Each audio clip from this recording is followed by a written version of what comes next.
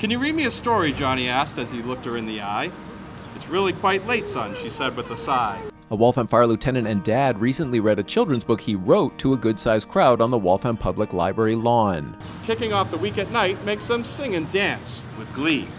Mike Murphy said the inspiration for What If It Were Saturday Night was a question his son Connor asked him during COVID. And at first I was kind of like, well, what do you mean?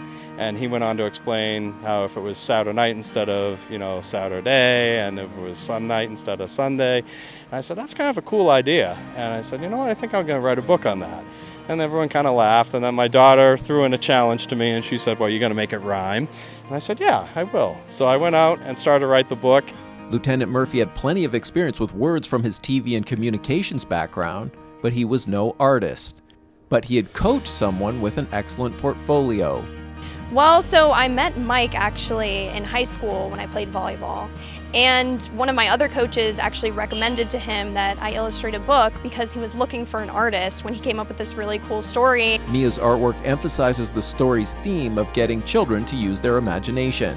So I really tried to make a bunch of characters that kids would love, all centered around nocturnal animals like koalas and kangaroos, some animals that even I didn't know were nocturnal. It is the first book for both, who collaborated for years. It was also the first book reading for the author and illustrator, and the latest in a series started by another Waltham fire lieutenant. I know that Lieutenant Farragut started doing the readings here in public at the library, and so I was going to do that anyways, and then it happened that the book was ready, and I thought it'd be a great opportunity to share it with everybody. Looking ahead, Mike said he already has started on 2 other projects. Well, what if we could fly? And all the different animals we might see in that adventure.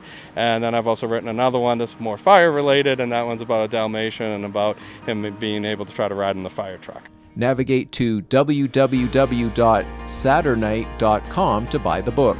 For Waltham Newswatch, this is Chris Wangler.